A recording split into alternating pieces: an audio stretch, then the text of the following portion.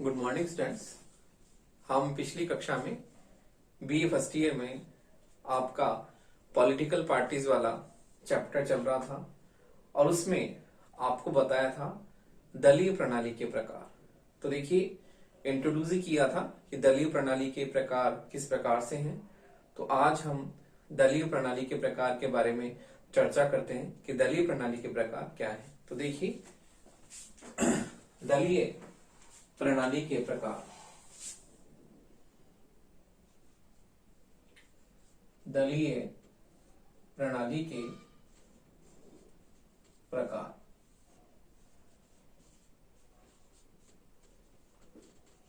दलीय प्रणाली के प्रकार। तो देखिए, दलीय प्रणाली के निम्नलिखित 3 प्रकार हैं। दलीय प्रणाली के निम्नलिखित दलीय प्रणाली के निम्नलिखित 3 प्रकार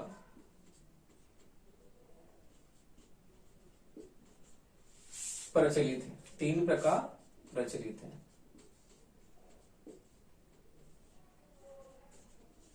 तो देखिए, दलीय प्रणाली के हम जो विभिन्न देशों की राजनीतिक व्यवस्थाएं देखते हैं और उनका हम तुलनात्मक अध्ययन करते, तो हम देखते हैं कि विभिन्न देशों में दलीय व्यवस्था के हमें मुख्य रूप से 3 प्रकार देखने को मिलते हैं। पहला है एक दलीय व्यवस्था, दूसरा द्विदलीय व्यवस्था और तीसरा है बहुदलीय व्यवस्था। तो देखिए, एक दलीय व्यवस्था पहला प्रकार है एक दलीय व्यवस्था। एक दलीय व्यवस्था।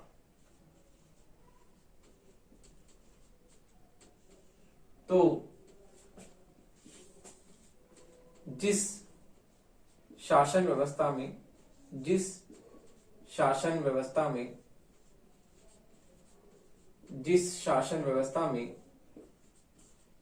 एक ही दल की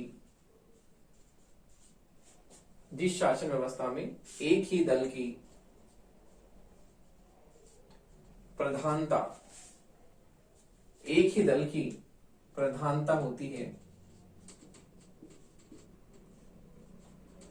होती है वहां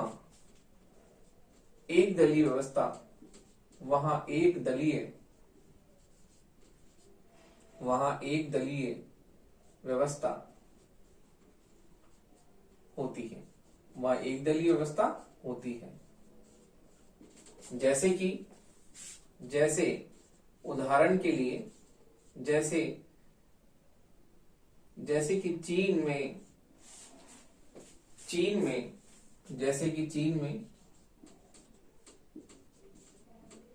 एक ही दल है। चीन में एक ही दल है साम्यवादी दल। चीन में एक ही दल है साम्यवादी दल। तो देखिए, जिस देश में एक ही दल की प्रधानता हमें देखने को मिलती है, वहां हम देखते हैं कि वहां पर उस शासन व्यवस्था में एक दलीय जो है प्रधानता उस शासन में हमें देखने को मिलती है, जिसे हम कहते हैं एक दलीय शासन व्यवस्था। जैसे कि चीन में जो है कम्युनिस्ट पार्टी है, उसे ही प्रधानता वहां प्राप्त है, अन्य दलों को वहां पर जो है नहीं प्रधानता है। तो इसलिए चीन में केवल एक ही दल है, एक ही दल की सरकार वहां बनाई जाती है और वहां पर साम्यवादी दल ही एक दल के रूप में मुख्य रूप से है। तो अगला इसका प्रकार है वो है द्विदलीय व्यवस्था। द्विदलीय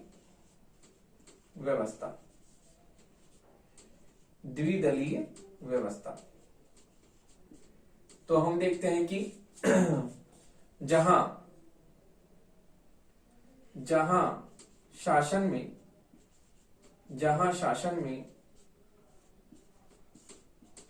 2 दल प्रधान रूप से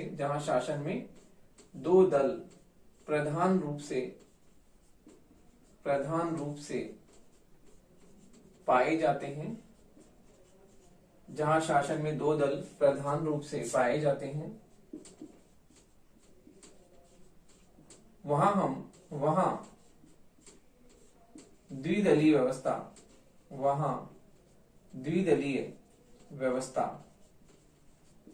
होती है, वहां द्विदलीय व्यवस्था होती है। जैसे कि अमेरिका में,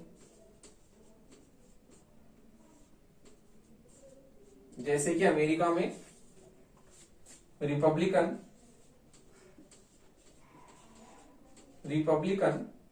व डेमोक्रेटिक पार्टी, अमेरिका में रिपब्लिकन व डेमोक्रेटिक पार्टी, दो दल है, रिपब्लिकन पार्टी या डेमोक्रेटिक पार्टी। तथा ब्रिटेन में अनुदार दल और मजदूर दल, अनुदार दल और मजदूर दल। तो देखिए, जिस देश की शासन व्यवस्था में हमें दो दल की प्रधानता हमें देखने को मिलती है, वहां हम कहते हैं कि वहां शासन व्यवस्था में द्विदलीय जो है शासन व्यवस्था है। तो इस प्रकार ब्रिटेन में दो दल की प्रधानता पाई जाती है, अनुदार दल और मजदूर दल, और शासन सत्ता दोनों में परिवर्तित होती है। जब एक दल सत्तारूढ़ हो जाता है, दूसरा दल विपक्ष में बैठ जाता है। इसी प्रकार से अमेरिका में भी दो पार्टी जो है मुख्य रूप से शासन में भूमिका निभाती है, रिपब्लिकन पार्टी और डेमोक्रेटिक पार्टी। जब रिपब्लिकन पार्टी सत्तारूढ़ होती है तो डेमोक्रेटिक पार्टी विपक्ष में बैठ जाती है। जब डेमोक्रेटिक पार्टी सत्तारूढ़ होती है तो रिपब्लिकन पार्टी विपक्ष में बैठ जाती है। तो इस प्रकार से अमेरिका और ब्रिटेन में हम देखते हैं, उदाहरण के लिए वहां पर द्विदलीय व्यवस्था है। अब तीसरा प्रकार है दलीय प्रणाली का, तीसरा प्रकार है बहुदलीय व्यवस्था, बहुदलीय व्यवस्था, बहुदलीय व्यवस्था। तो देखिए, जिस शासन व्यवस्था में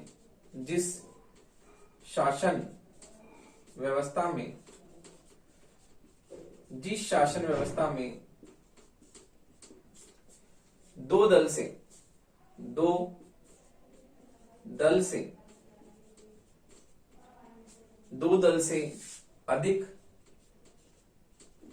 से अधिक दलों को प्रधानता प्राप्त होती है,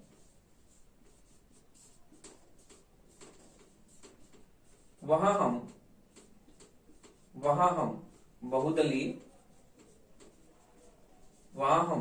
बहुदलीय शासन व्यवस्था, वहां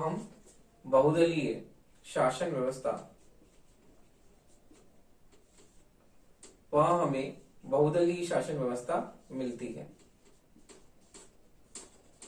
जैसे उदाहरण के लिए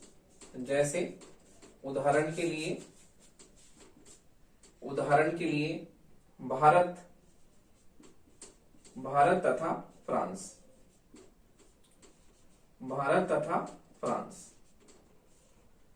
तो देखिए, इस प्रकार जिन देशों में दो दल से अधिक दल प्रधान रूप से पाए जाते हैं, वहां हम बहुदलीय शासन व्यवस्था हमें देखने को मिलती है।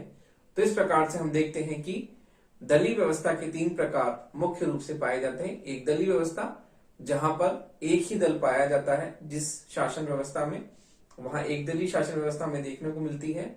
और दूसरा प्रकार है द्विदलीय व्यवस्था, जिस शासन व्यवस्था में हमें दो दलों की प्रधानता देखने को मिलती है, वहां हम द्विदलीय शासन व्यवस्था देखते हैं। तीसरा है बहुदलीय व्यवस्था, जिस शासन व्यवस्था में दो दल से अधिक दलों को प्रधानता या मुख्यता या उन्हें मुख्य रूप से माना जाता है, तो हमें वहां पर बहुदलीय शासन व्यवस्था देखने को मिलती है। तो इस प्रकार से दलीय प्रणाली के प्रकार हमने देखे। तो इस प्रकार से दलीय प्रणाली के तीन मुख्य रूप से प्रकार पाए जाते हैं। अब हम देखते हैं कि दलीय प्रणाली के जो ये प्रकार हैं, तो इसमें हम देखेंगे कि इनके गुण दोष क्या हैं। एक दलीय व्यवस्था के गुण दोष क्या हैं, द्विदलीय व्यवस्था के गुण दोष क्या हैं, बहुदलीय व्यवस्था के गुण दोष क्या हैं, क्योंकि ये आपकी परीक्षा में कई बार पूछे जाते हैं। 2 नंबर का प्रश्न हमेशा आता है एक दलीय व्यवस्था का गुण दोष पूछ लिया जाता है, द्विदलीय व्यवस्था का गुण दोष पूछ लिया जाता है और बहुदलीय व्यवस्था का गुण दोष का भी पूछ लिया जाता है। तो इसलिए अब हम इनके गुण दोष केवल पॉइंट पॉइंट पढ़ेंगे, क्योंकि ये आपके 2 नंबर 5 नंबर के लिए ही महत्वपूर्ण है, 20 नंबर के लिए महत्वपूर्ण नहीं है। तो केवल हम इसमें पॉइंट्स ही आपको बताएंगे। तो देखिए अब है दलीय प्रणाली के प्रकार में हम देखते हैं एक दलीय व्यवस्था के गुण।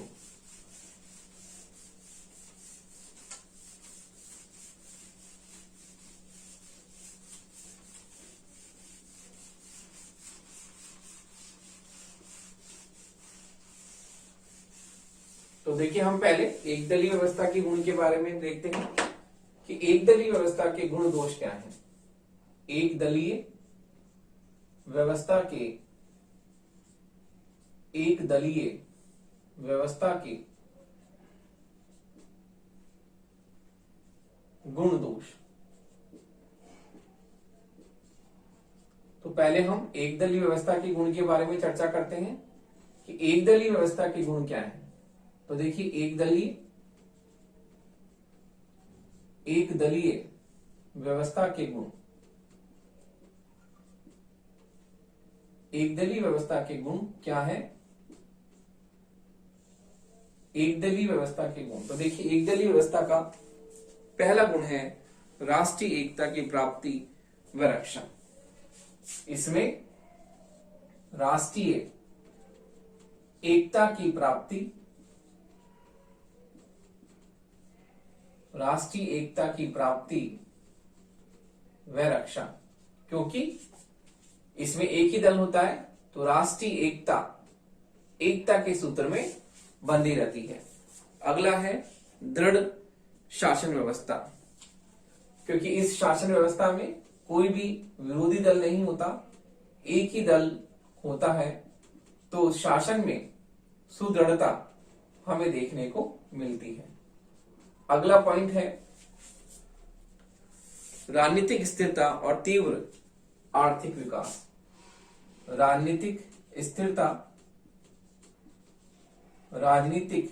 स्थिरता और तीव्र आर्थिक विकास हमें इस शासन व्यवस्था में देखने को मिलता है। तीव्र आर्थिक विकास, क्योंकि शासन में विरोधी दल नहीं होता है तो इसलिए राजनीतिक स्थिरता शासन में देखने को मिलती। अगला है अनुशासन की स्थापना। अनुशासन की स्थापना। अगला है अनुशासन की स्थापना, क्योंकि एक ही दल होता है और एक ही दल होने के कारण हमें शासन व्यवस्था में बिल्कुल अनुशासन देखने को मिलता है कि किस प्रकार से हम देखते हैं कि इस तरह की शासन व्यवस्था में विरोध की भावना जो है, जनता इसके विभिन्न वर्गों में से शासन के विरोध की भावना रहती है द्विदलीय बहुदलीय व्यवस्था में, लेकिन इसमें जो है विरोध की भावना नहीं रहती है और इसे जन समर्थन प्राप्त होता है। अब इसके दोष हम देखते हैं एक दलीय प्रणाली के दोष। तो देखिए एक दलीय व्यवस्था के दोष, एक दलीय व्यवस्था के दोष।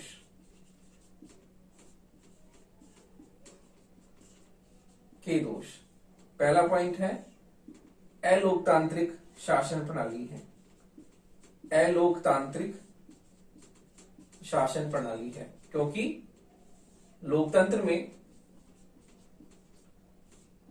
हम एक से अधिक दलों की बात करते हैं और इस प्रकार हम देखते हैं कि इसमें लोकतंत्र में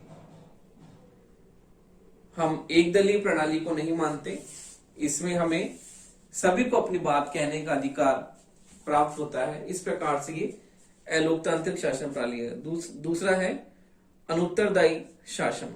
तो देखिए अनुत्तरदायी शासन होता है, एक ही दल होता है, वो अपने मनमाने तरीके से जो है शासन करता है, इसलिए हमें शासन में उत्तरदायित्व नहीं देखने को मिलता, इसलिए ये शासन व्यवस्था अनुत्तरदायी होती है।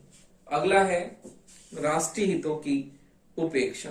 तो देखिए इसमें राष्ट्रीय हितों की उपेक्षा देखने को हमें मिलती है कि जो दल होता है वो दल अपने दलीय हितों के प्रति ज्यादा प्रतिबद्ध होता है और दलीय हितों के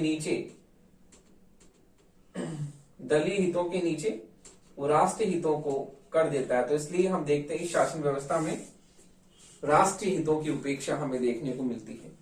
अगला है नागरिक स्वतंत्रताओं का अंत और विरोधियों का दमन। नागरिक स्वतंत्रताओं का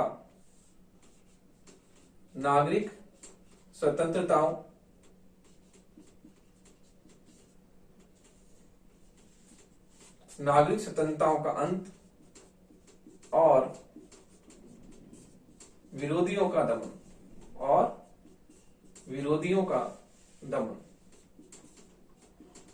नागरिक स्वतंत्रताओं का अंत और विरोधियों का दमन इस शासन व्यवस्था में हमें देखने को मिलता है कि किस प्रकार से नागरिक स्वतंत्रताओं का कोई भी इसमें जो है प्रावधान नहीं होता। एक ही शासन होता है, एक ही दल होता है और वो अपने दलीय अनुशासन से क्या होता है, संचालित होता है।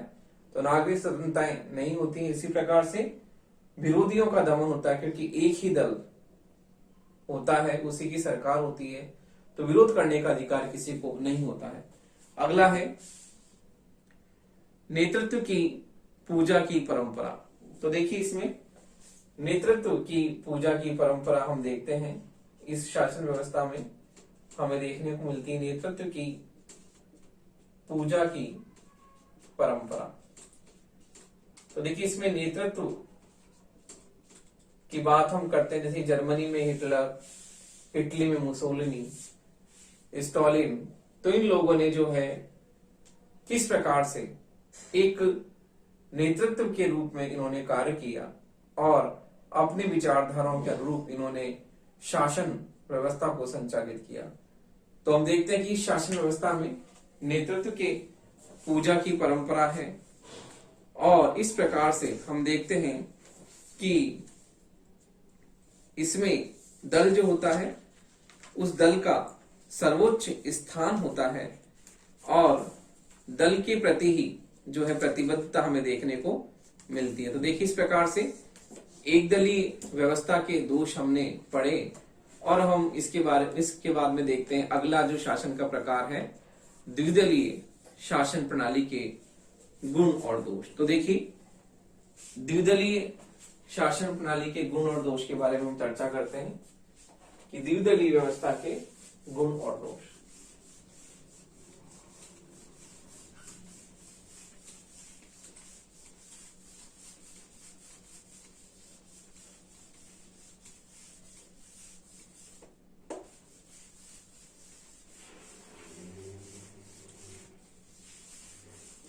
तो देखिए द्विदलीय व्यवस्था के गुण और दोष।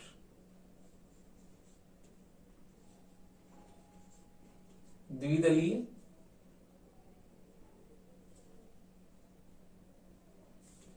व्यवस्था के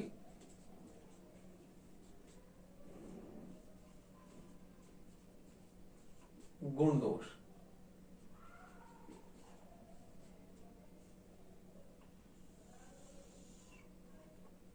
द्विदलीय व्यवस्था के गुण दोष। तो देखिए हम पहले द्विदलीय व्यवस्था के गुण के बारे में चर्चा करते हैं कि द्विदलीय व्यवस्था के गुण क्या हैं। द्विदलीय व्यवस्था के गुण। तो देखिए द्विदलीय व्यवस्था के गुण इस प्रकार हैं। जनता की इच्छा के अनुसार सरकार का निर्माण। पहला गुण है जनता की इच्छा के अनुसार, जनता की इच्छा के अनुसार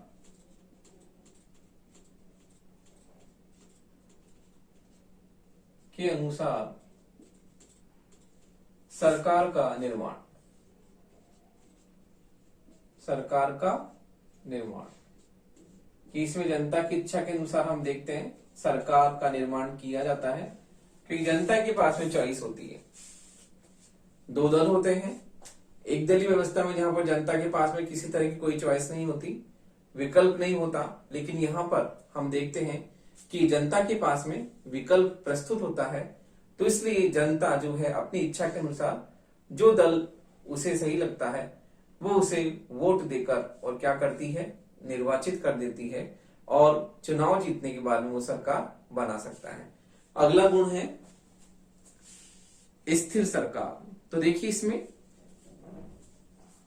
सरकार में स्थिरता, स्थायित्व में देखने को मिलता है कि सरकार में सुदृढ़ता हमें देखने को मिलती है। तो देखिए दूसरा गुण है स्थिर सरकार। अगला गुण है उत्तरदायित्व का निर्धारण। तो देखिए इसमें उत्तरदायित्व का निर्धारण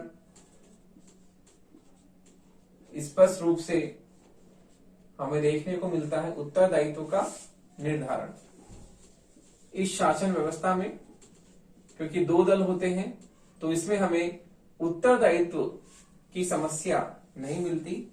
उत्तरदायित्व का इसमें निर्धारण जो है सही रूप से किया जा सकता है। अगला है मंत्रिमंडल के निर्माण में सरलता। तो देखिए इसमें मंत्रिमंडल के निर्माण में हमें कोई कठिनाई नहीं दिखाई देती और मंत्रिमंडल के निर्माण में इस शासन व्यवस्था में हमें सरलता देखने को मिलती है। तो देखिए मंत्रिमंडल के निर्माण में सरलता,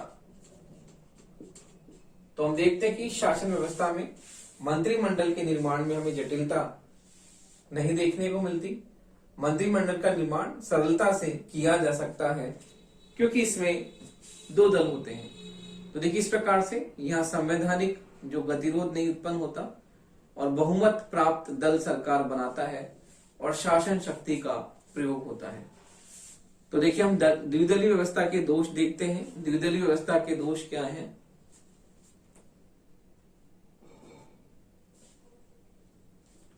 तो देखिए द्विदलीय व्यवस्था के दोष,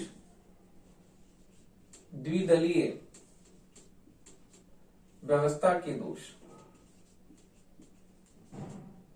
द्विदलीय व्यवस्था के दोष।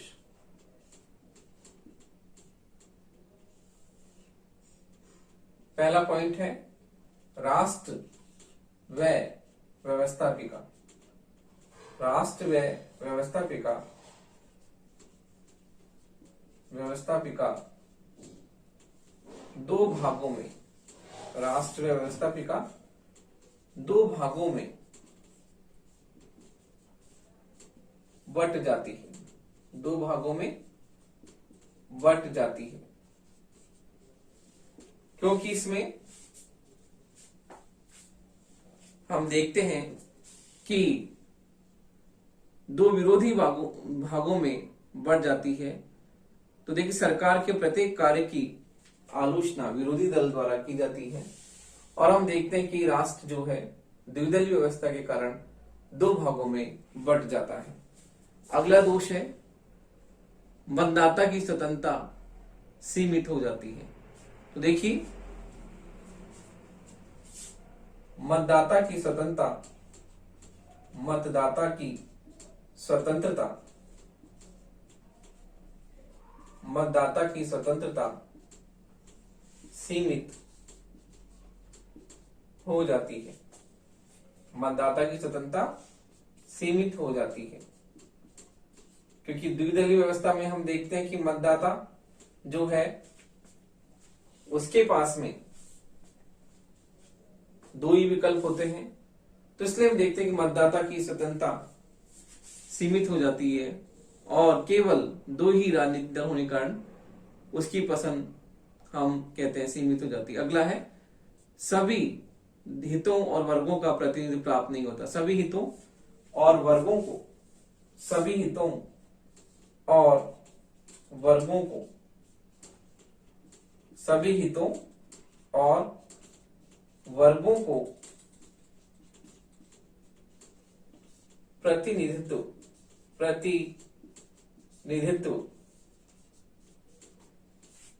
प्राप्त नहीं हो पाता। सभी दलों और वर्गों को प्रतिनिधित्व प्राप्त नहीं हो पाता, क्योंकि द्विदलीय व्यवस्था होने के कारण हम देखते हैं कि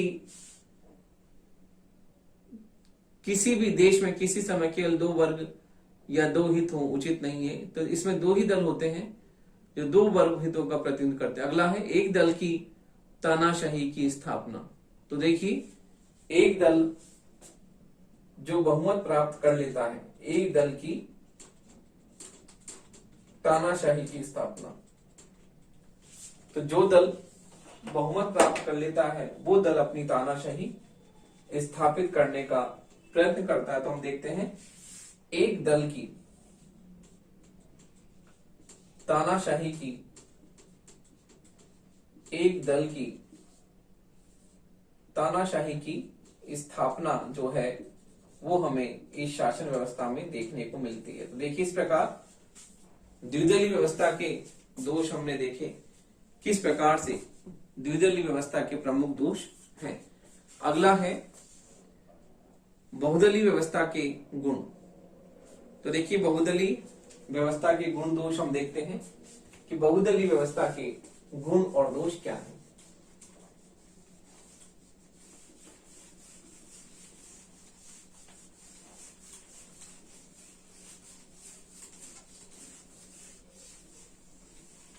तो देखिए, बहुदलीय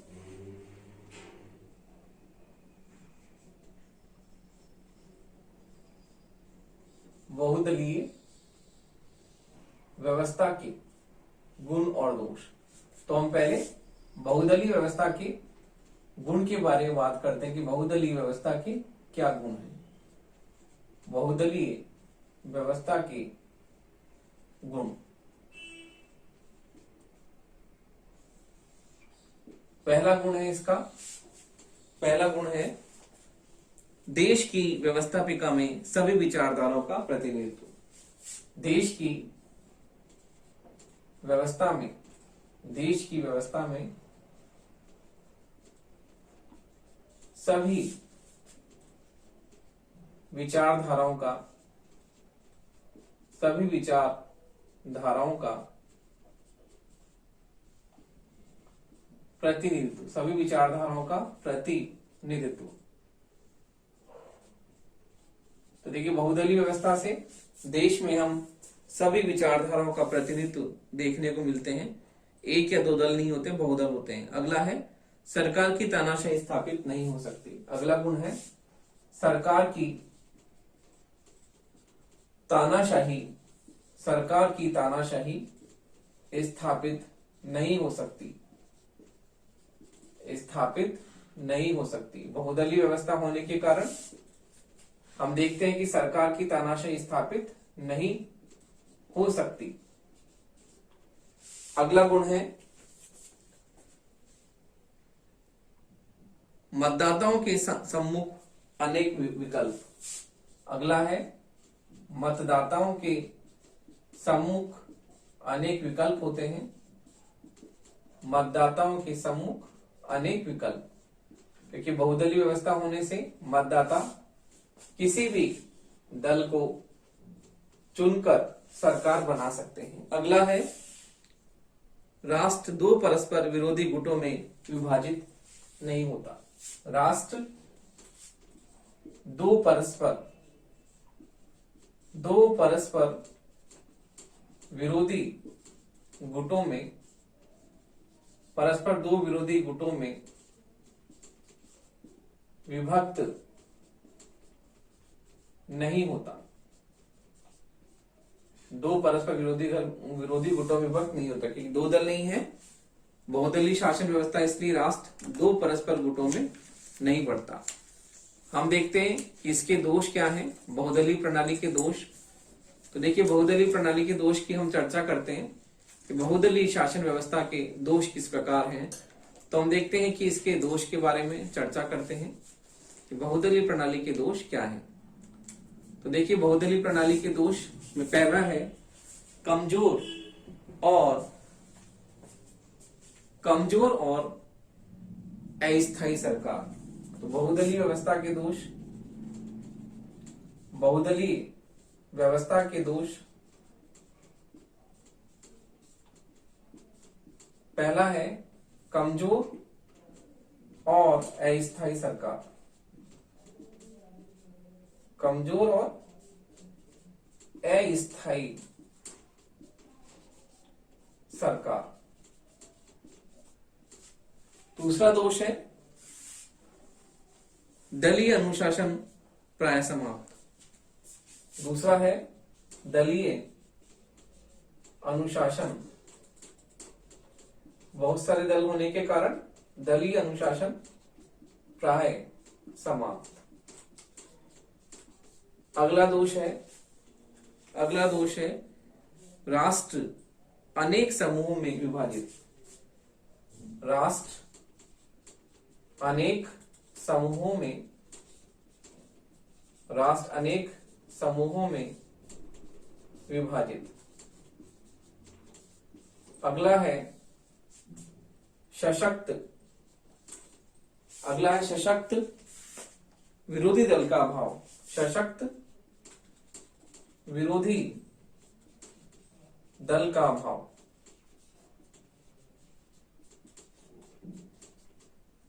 विरोधी दल का अभाव।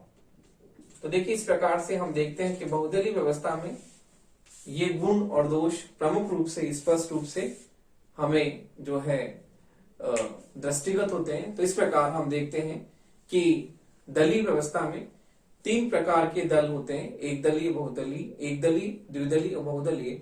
और तीनों शासन व्यवस्थाओं में हम देखते हैं किस प्रकार से जो है शासन इन दलीय प्रणाली के आधार पर ही कुशलता पूर्वक संचालित होता है।